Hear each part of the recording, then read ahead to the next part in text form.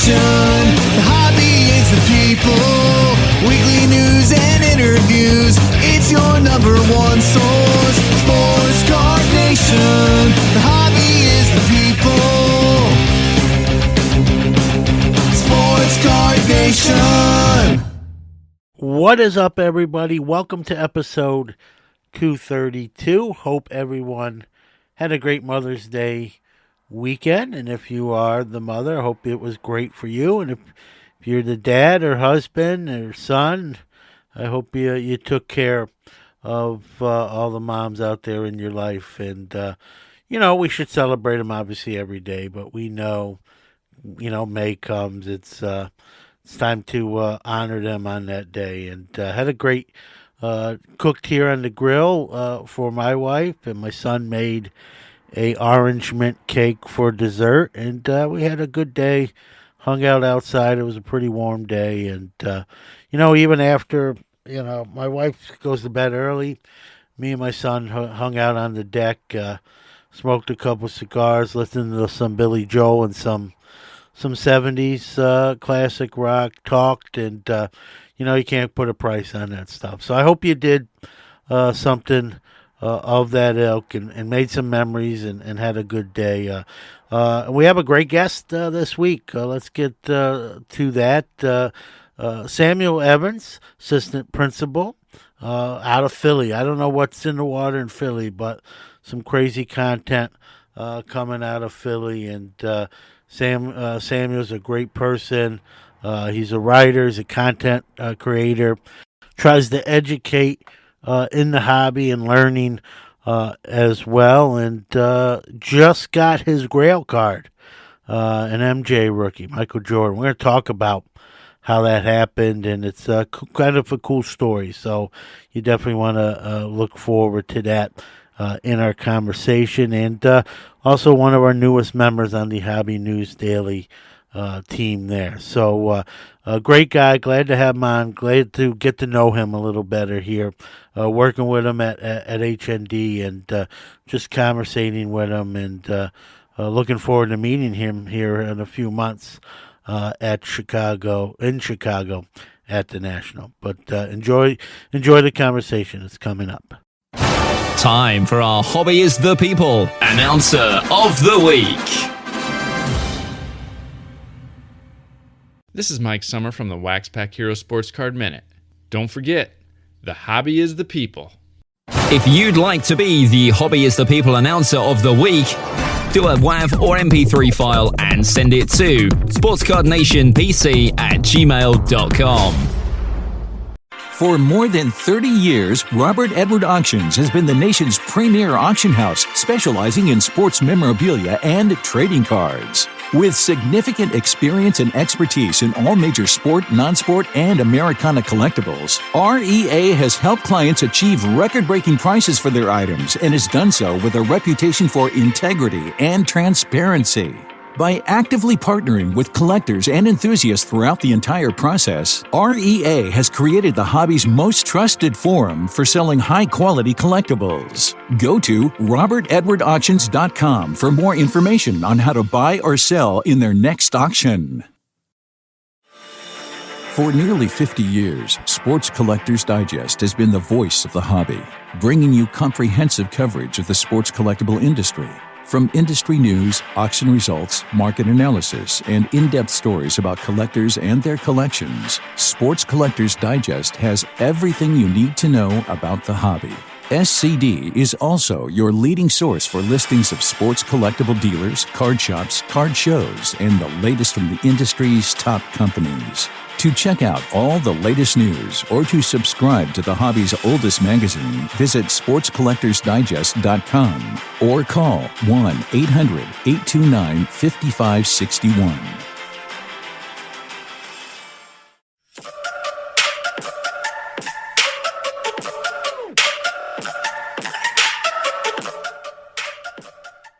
Real excited to talk to the next gentleman on the Sports Card Shop guest line. As most know, we love positive people on this show, and this next gentleman personifies that. And been following him for a little bit, and great guy, and said man, we have to have him on Sports Card Nation. So I want to welcome Mr. Samuel Evans to Sports Card Nation. Thanks for having me. I appreciate it, John. I got to say that video intro was dope. I've done several interviews, and I got to say that was the best intro. The theatrics, the effects, it was dope. Well, I love it. I love it. I appreciate it, and this is the part where I say, because other people have said the same thing. I'm like, well, it's all downhill from here, Samuel. So, but no, I do appreciate that.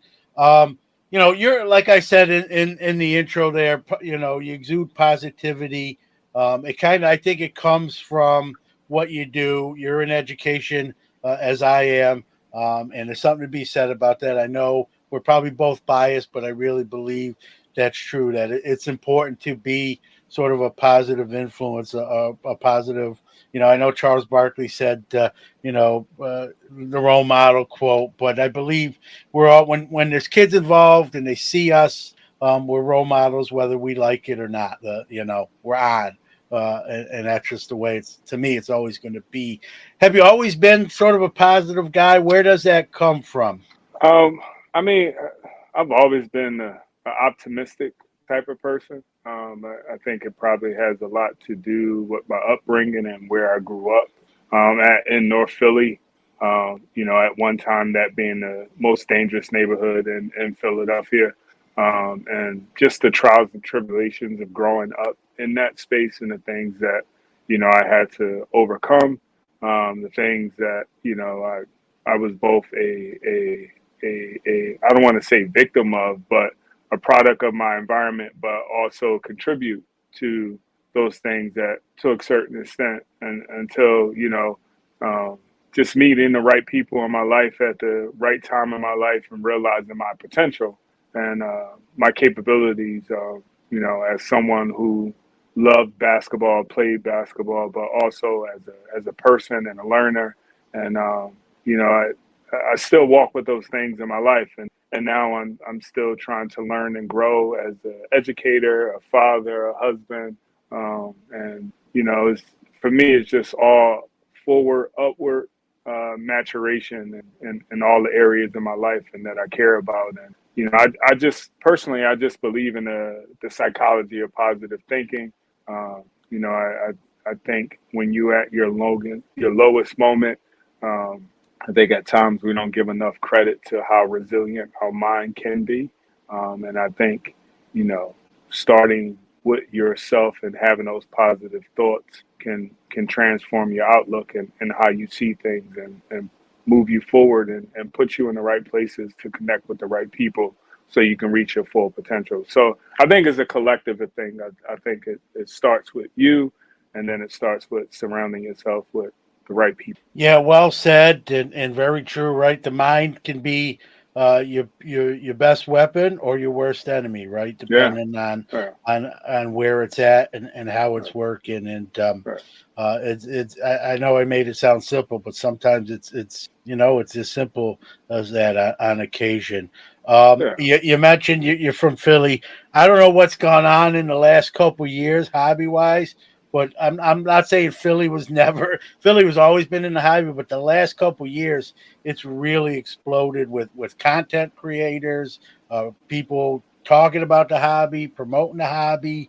What do you attest to the Philly explosion when it comes to sports cards and hobby content and shows and content creators and that sort of thing? Yeah.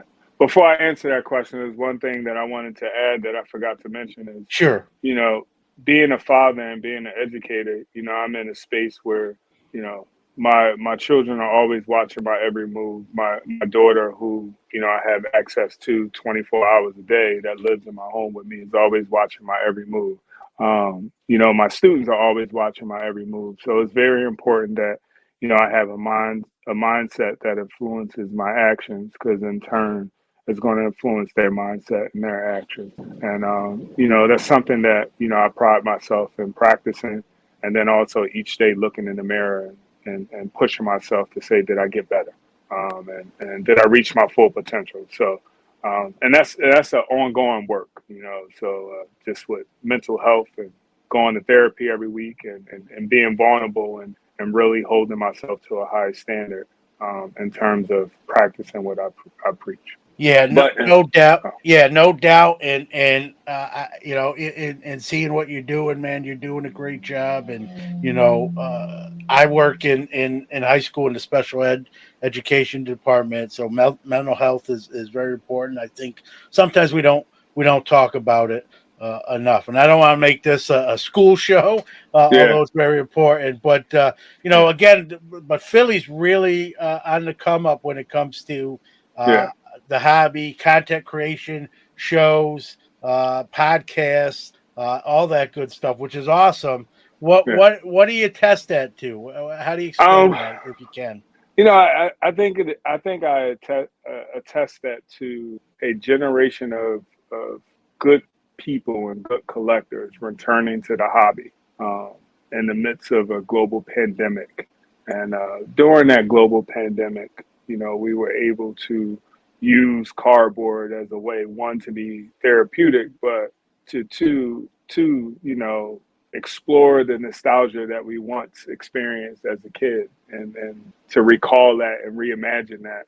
And and now that we live in this world of like social media and being able to connect with people, not only, like when I grew up collecting, my collecting world was a 5 to 10 block radius. And then when I got bused to Penn Treaty Middle School, it grew even more. So now, fast forward, 20 plus years later, we're living in this social age of social media where we can talk to people in different states, different countries across the globe, and we're able to share this connective passion that's so relatable and that's so nostalgic. And as it relates to Philly, Philly is this melting pot of collectors who have now come together and started to connect with one another and do business with one another, participate and engage in each other's hobby experience. And I just think it's dope, and it's another way for us to humanize ourselves and see each other beyond the things that divide us in our society. The hobby is responsible for curating and pollinating a lot of great ideas and relationships. And I've been appreciative since my return to the hobby during the pandemic and putting myself out there, being vulnerable and sharing my hobby experience with the people that I cross paths with. But more importantly, being able to engage and participate in their experience um, at a deep level, but like in an authentic way. Yeah, and I'm glad you said authentic because when I watch your stuff, whether it be a video or I read your stuff, whether it be a blog, right, it comes across as that way, Samuel, as authentic.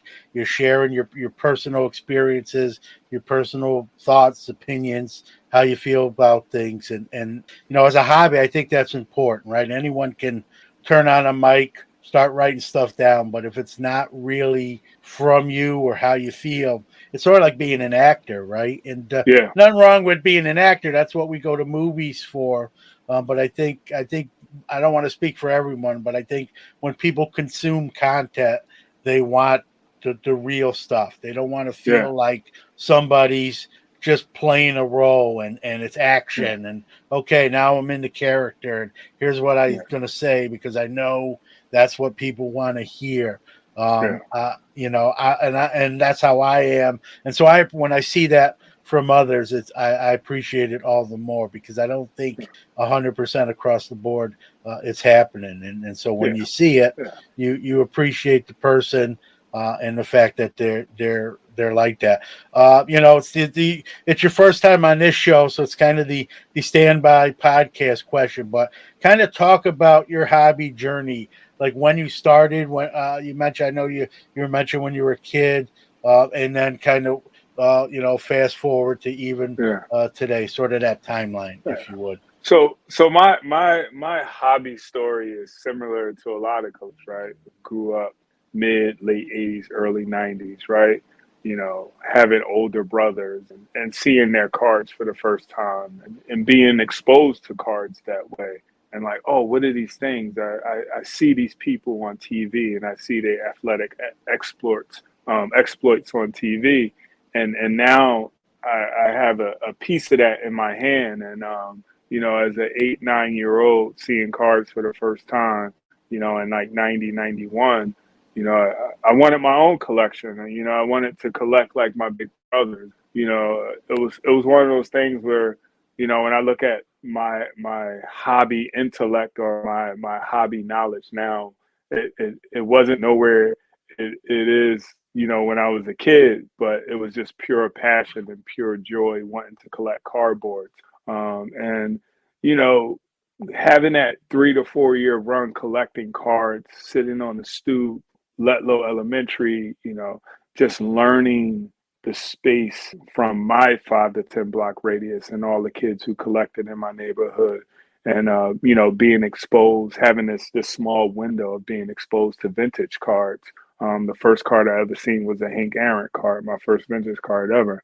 That was a great time for me to just be a kid, to explore, and then going to, Penn Treaty Middle School, and now having my world, my hobby world, expand, and collecting cards with kids who didn't look like me, but we had this common connection through cardboard, getting exposed to hockey cards, the exposure we gave to them through the way we collected.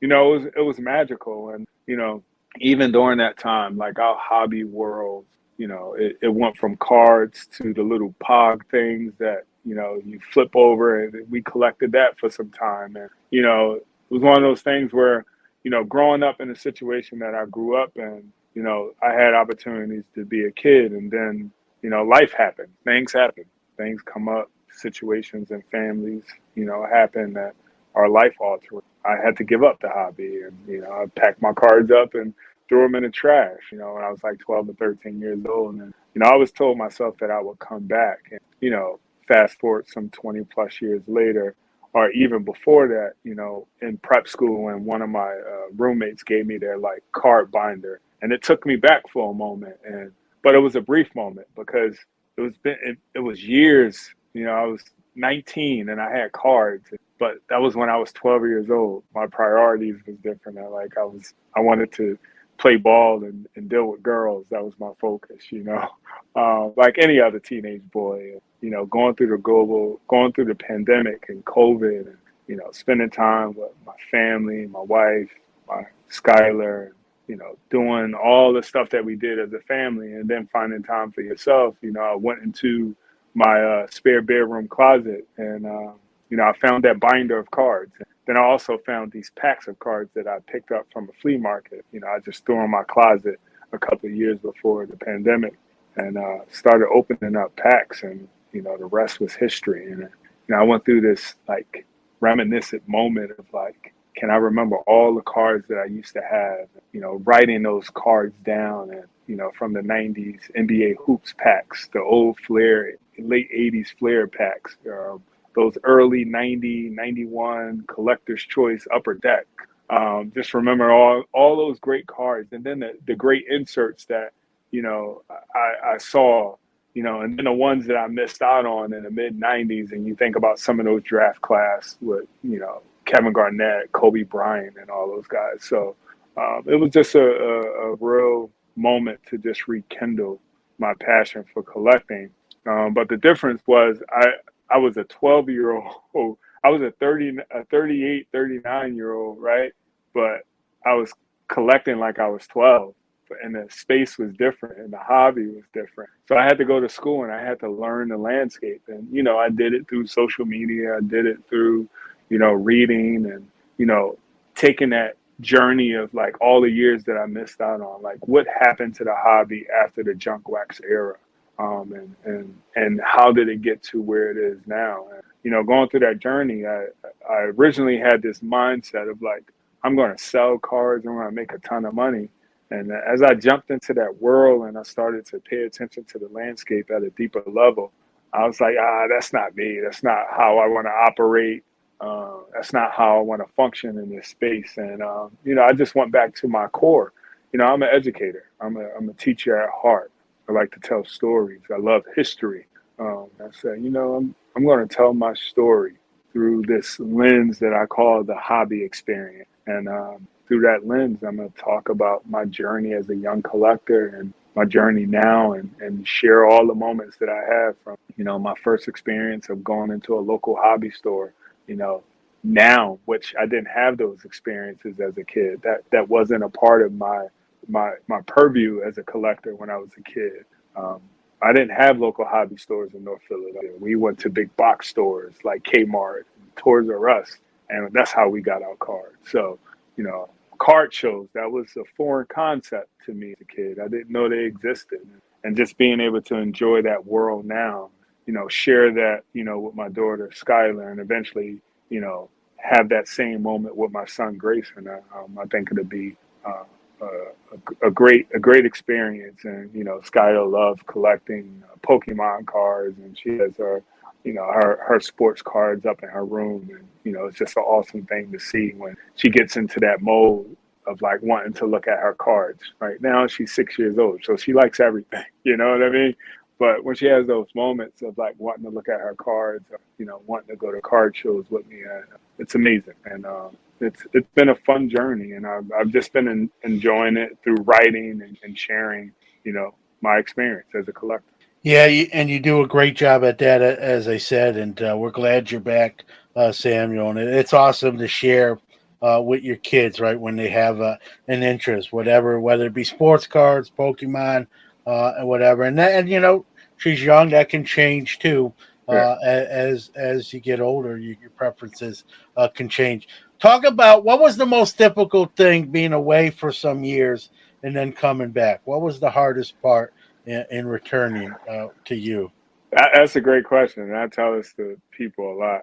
The moment I returned to the hobby, I after I went through my own educational hobby school, right, and then educated myself, I immediately realized like my lens of looking at like what is wrong with this space, and I was just like, man, there's no access to cards. Like I went through that lens of like collecting cards as a 12-year-old, going to big box stores, and then going to local hobby stores, and also seeing the issues that at local hobby stores they didn't have access to a lot of wax. And I was just like, man, this space is struggling with access, and I understood why. We was in the midst of a hobby boom. Everybody was buying product. It wasn't a opportunity for you to get it off the shelf at Target, at Walmart, at all these stores.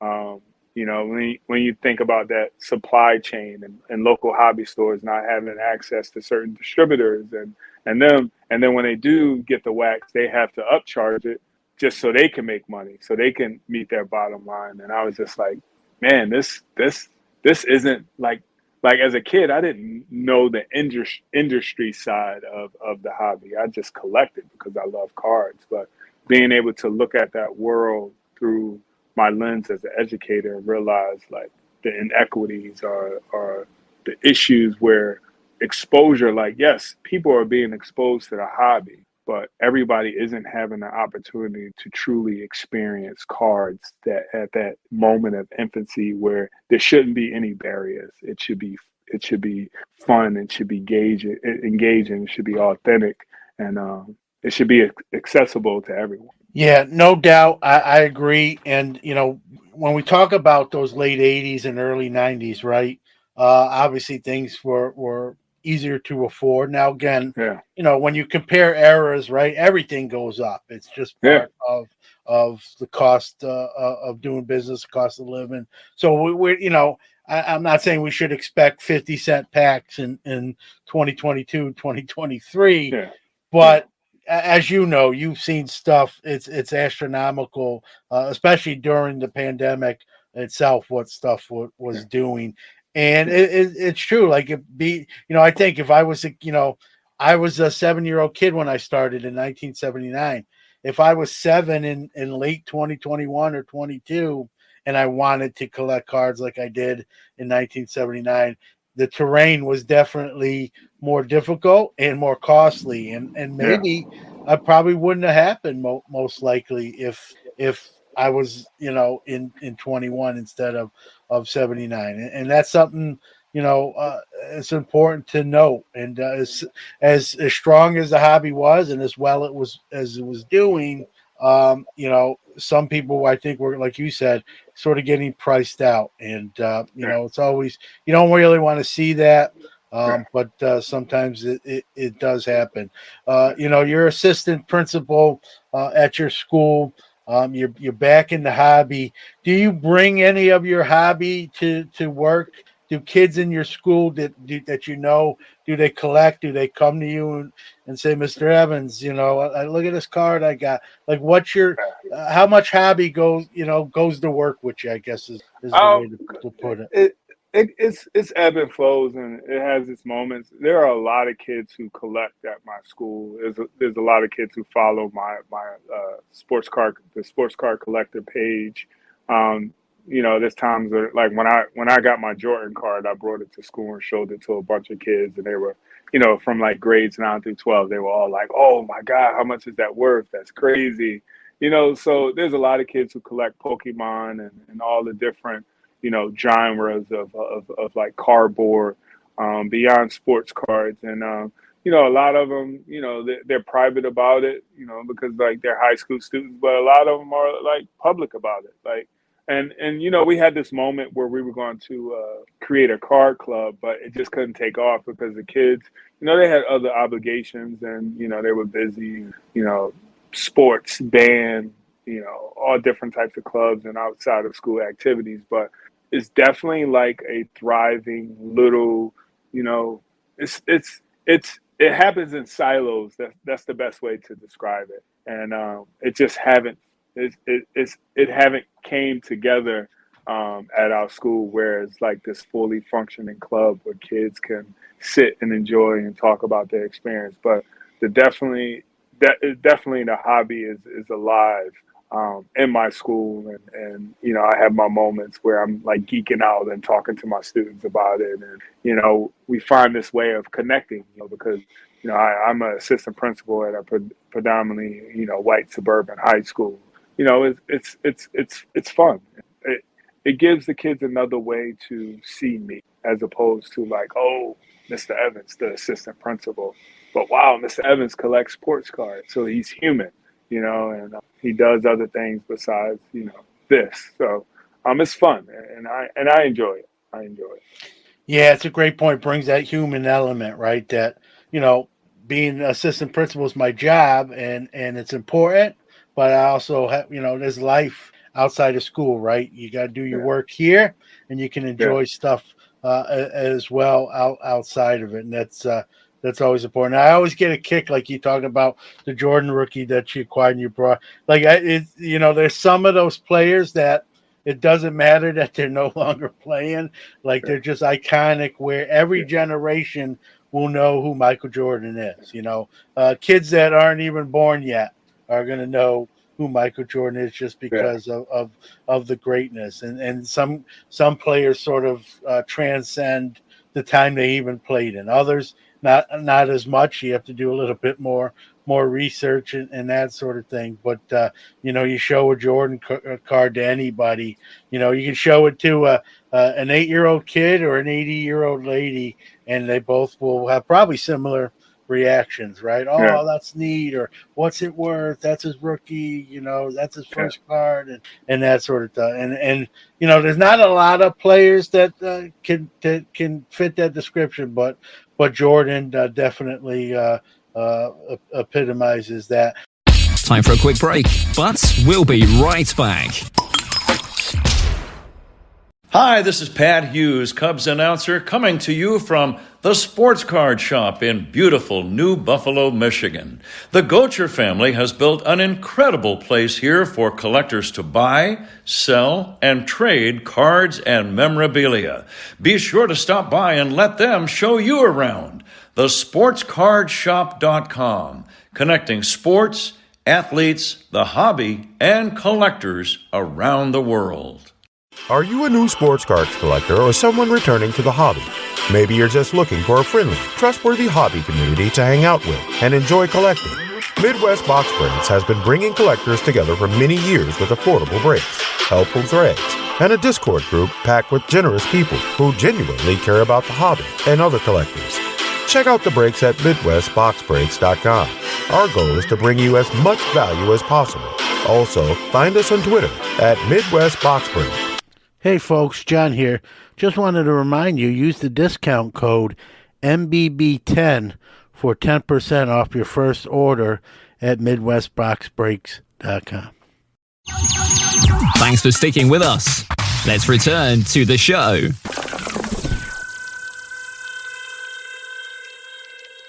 For you growing up, when you were in the hobby originally, what were the players sort of you were trying to get or obtain? So, I mean, obviously, I collected in a time where like three of the most powerful, men in the world as it relates to like sports, their name was Mike, Michael Jordan, Michael Jackson, and Mike Tyson, So obviously, in the worlds of like sports cards, where I collected football, basketball, baseball, hockey, we were chasing after MJ because the psychology of it. We all wanted to be like Mike. And, with certain sets, if you had those Jordan inserts, if you had those like variation cards or, you had four sharp corners and no creases, you were the king of the hill, you owned the yard in terms of collecting, and people respected your collection. So yes, we were going after the Michael Jordan, obviously the Magic Johnsons and the Larry Birds. So, but MJ was definitely at the top of the list, and then we also grew up in the era of Bo Jackson. We all wanted Bo Jackson's baseball card, because he was like the man, the myth, the legend, all in one. He did things that we only dreamed of doing. Those were the cards we chased. The one card that really drove my young collecting years was the 93-94 Flair league leaders, steals and scoring leader Jordan card. Like that was the one. If you pulled that card, like he was the man. If it had no damage to it, like everybody was crowding around you in Letlow wanting to see that card. Yeah, no doubt. You mentioned, Jordan being really right at the top of that list. You just acquired a Jordan rookie, which your Grail card means a lot to you. Like you said, you brought it to school and shared that experience with some of the kids at school. Did you own that card as a kid, and then obviously in the space between, or did you Yeah. never own it? And this was something like Yeah. I So finally got now. Yeah, go ahead. So I never owned the MJ card as a kid. When I got in the hobby like 80s cards, the furthest I went back in terms of having 80s cards was like 80, 87, 88.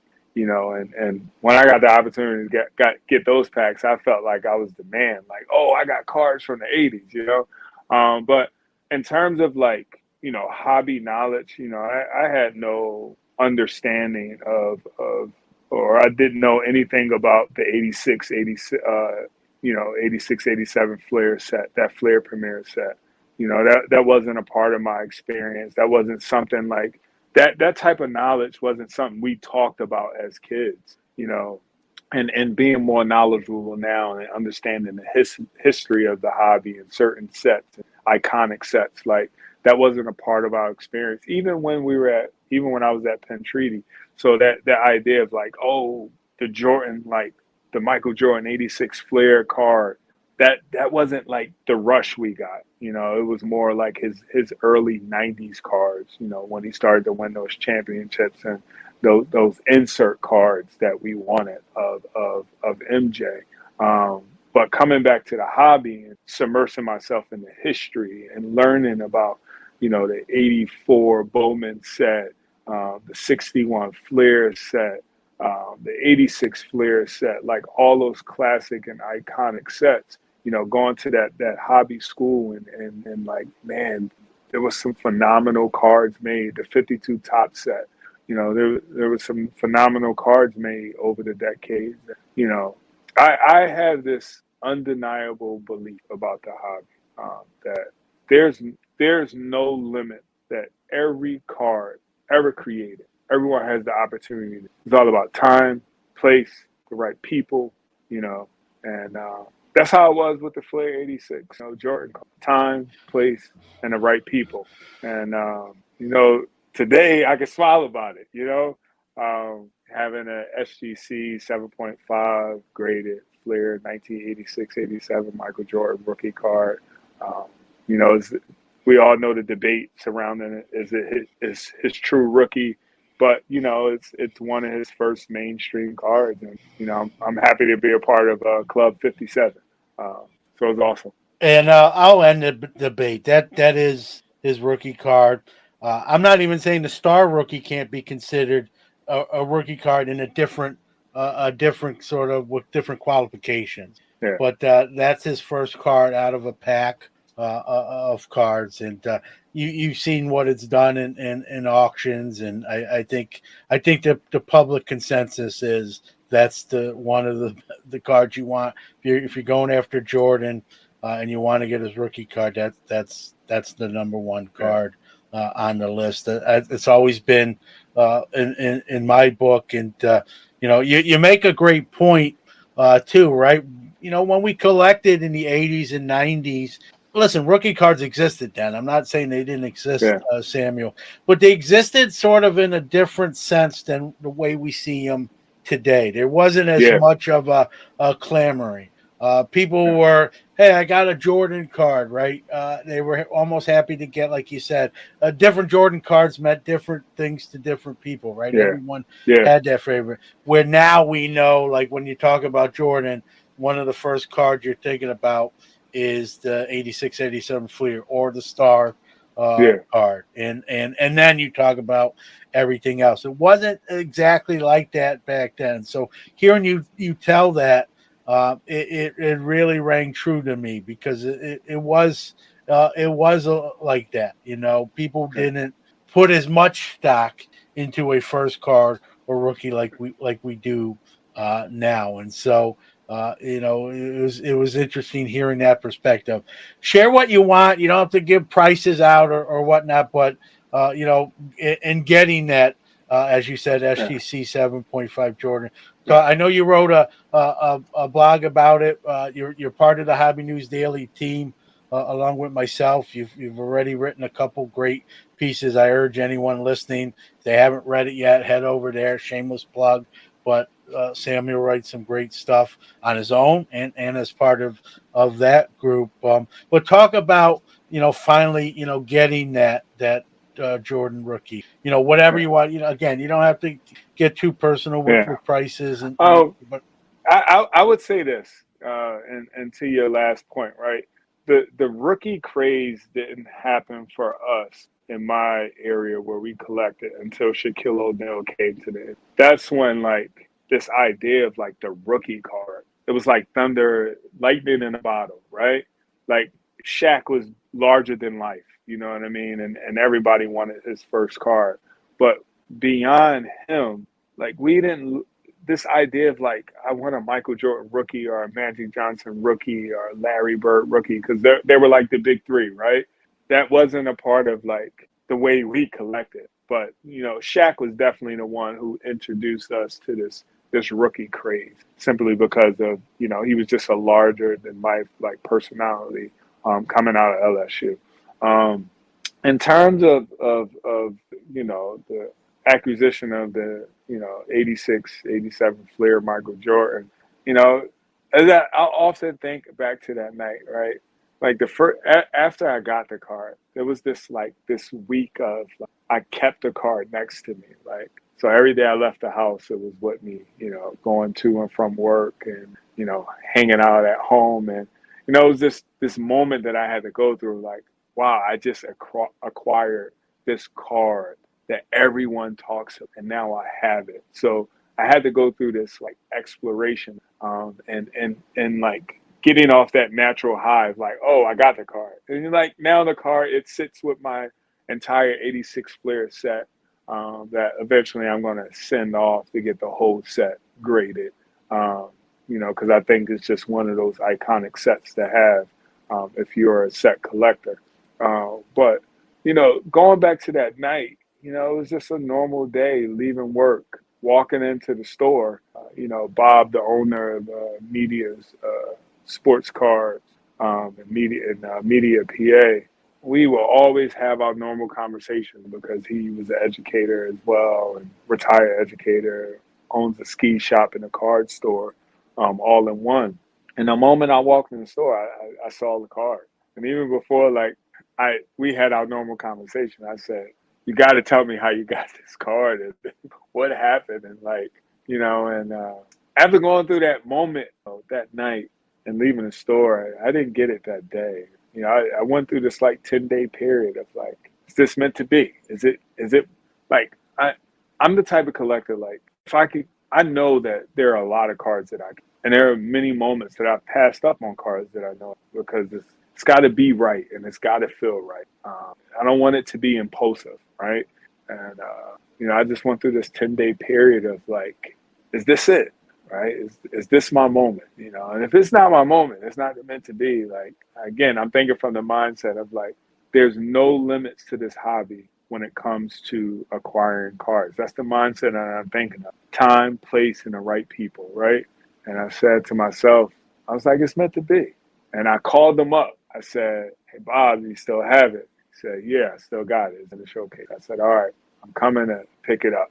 And went to the store that night. We negotiated the price. The rest was history. And I walked out of the store with it that night. And on the drive home, just one off my top 10 list. And I think I have this top 10 list of my Grail cards. And I'm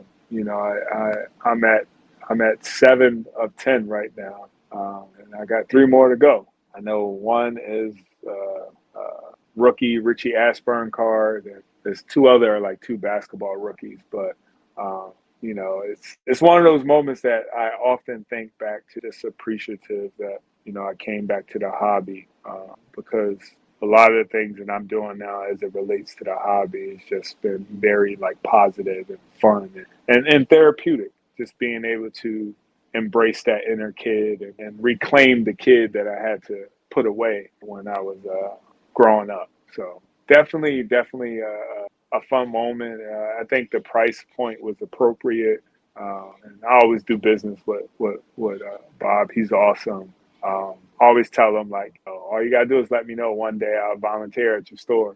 That's one of my hobby bucket list goals. I just want to volunteer at a local hobby store and work a day, help sell cards, talk about cards, and do all those things. So it was one of those moments where it was meant to be. And it's been a year since I had that card. No regrets whatsoever.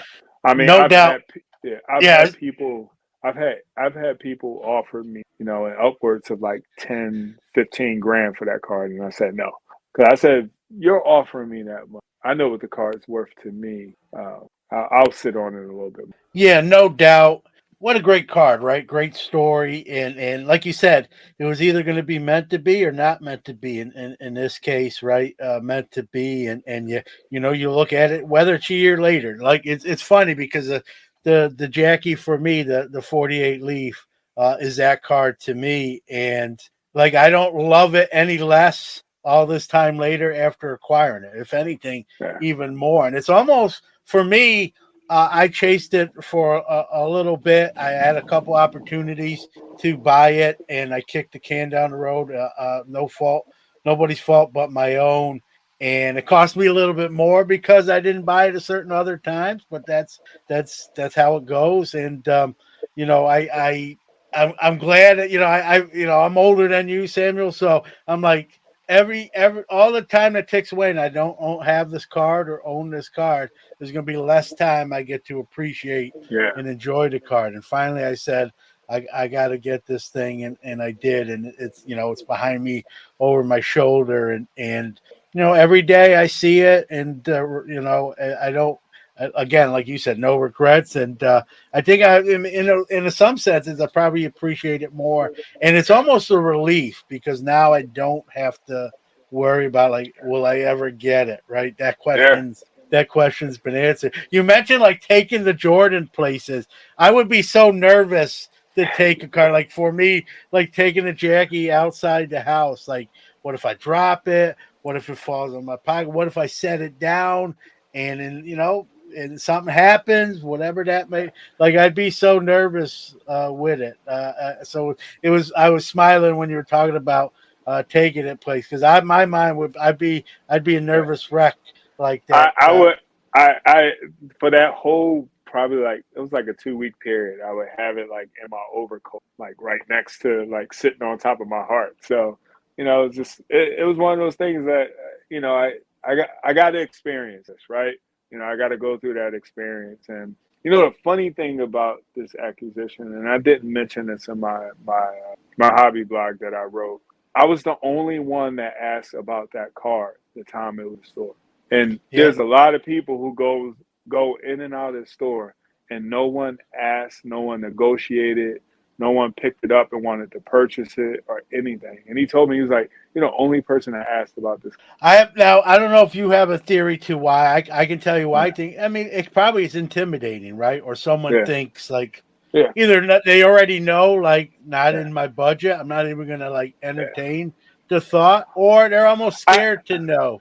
Like, I thought about that, and like Bob, he has all his cards priced out in the store, and I thought about that, but I also know the type of people that purchases from him. These are like old time collectors, guys my age, guys older than me, just they're lifers in the hobby. You know what I mean? And they know him, he knows them, and he's like, "You're the only one," and I was just like, okay.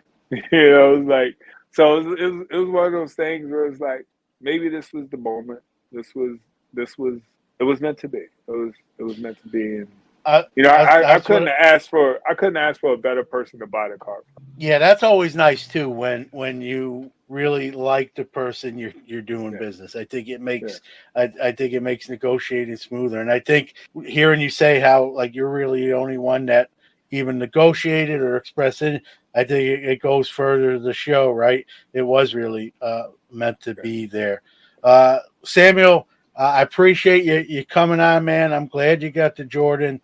You're doing great things, man. You're a positive influence in the hobby, I'm sure, at school as well.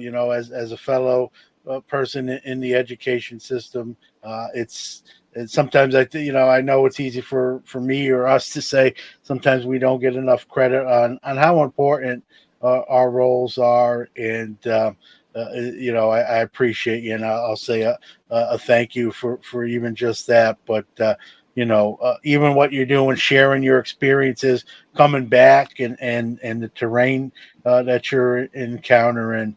I enjoy your work and reading or seeing what you're doing. It's just great for those that haven't yet. Share that anything you want to share so people can Yeah. see what you're Yeah. doing. So I'm on all social media platforms. Instagram is my main avenue. I have a Facebook page. I have a Twitter. I do a lot of, I share a lot of hobby thoughts on my Twitter account.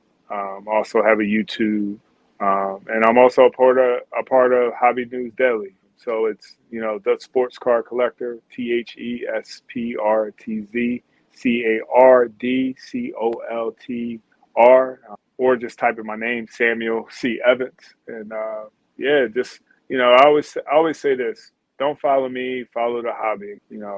My hope is that my story resonates with you, and it will push you to share your story, whether it be cards or whether it be anything that you love. And if it resonates with you, just be a part of the journey. And I appreciate you and gratitude um, to you for taking the time to read, engage, and send positive messages. Yeah, it's important, right? You never know who's watching, who's listening, who's reading.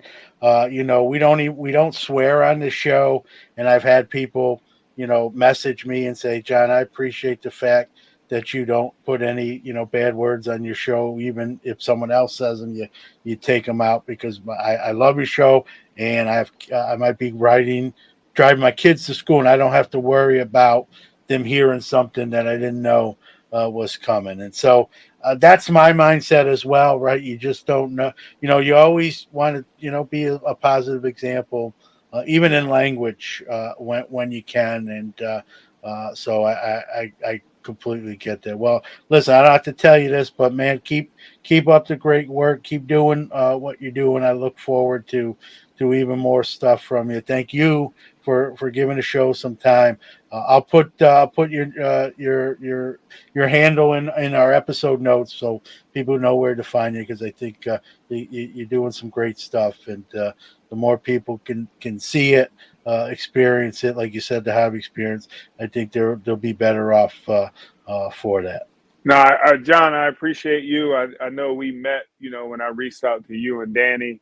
You guys took a chance, and I think we had a great conversation. We connected immediately, and I think it's a match made. And hopefully, you'll have me back on so we can talk more hobby stuff. And right now, I'm just having fun with the hobby, and I appreciate all the people that I meet and cross paths with. My current chase and my most ultimate chase right now is the 61 Fleer Wilt Chamberlain rookie card. So, I've that's the next moment. So we'll see. Yeah. Well, good, happy hunting, as they say, and yes, for sure, Samuel. This won't, as far as I'm concerned, this won't be a one appearance only. We'd love to have you. We'll love to have you back on, and I'm sure we'll be communicating just through Hobby News Daily and just hobby stuff in general. So thanks again. Thank you. I appreciate you. All right. Great having Samuel on, fellow person of education, but that's not why I like him. Just a really good, honest, hardworking, loves the hobby, tries to educate through the hobby. I do what I think is similar, and, just a really cool guy. And hear him talk about acquiring his Jordan, right? You could tell how excited he was, almost like a little kid. And that's what the hobby is about, right? That takes us away from the everyday, mundane things of life, and takes us back to our nostalgia days, our youth days, whatever you enjoy, and comes through. And Samuel's still, he's educating even through the hobby with his content. So check his stuff out. Gave that out at the end there of the interview. And happy to have him on Hobby News Daily as a writer there, too. So multi-talented gentleman, and doing big things. Iron Sports Cards is your #1 source for all your PSA and other grading submissions. Their elite status improves turnaround times. Heck, they even provide the card savers. Their chat rooms provide updates on all your submissions. They also offer wax options and single cards to cover all the bases. Check them out on Facebook at Iron Sports Cards Group, or on the web at ironsportscards.com, or even give them a call at 1-877-IRON-PSA. Rob's got you covered. Hobby News Daily is your homepage of the hobby, providing original writing, exclusive gem rate data, a daily Morning Minute podcast, and some of the best content creators in the hobby. Remember, hobbynewsdaily.com and at Hobby News Daily on social. Happy collecting! That's a wrap on another edition of the Sports Card Nation podcast. Thank you to all the awesome listeners out there. Without you, there is no us. Thank you to all our great guests who drive this show, and also our wonderful sponsors who help us produce the great hobby content every week. Remember, another Hobby Quick Hits episode drops every Monday, and Sports Card Nation returns again next Friday. If you like the shows, we appreciate those positive reviews. Be well, and always remember, the hobby is the people.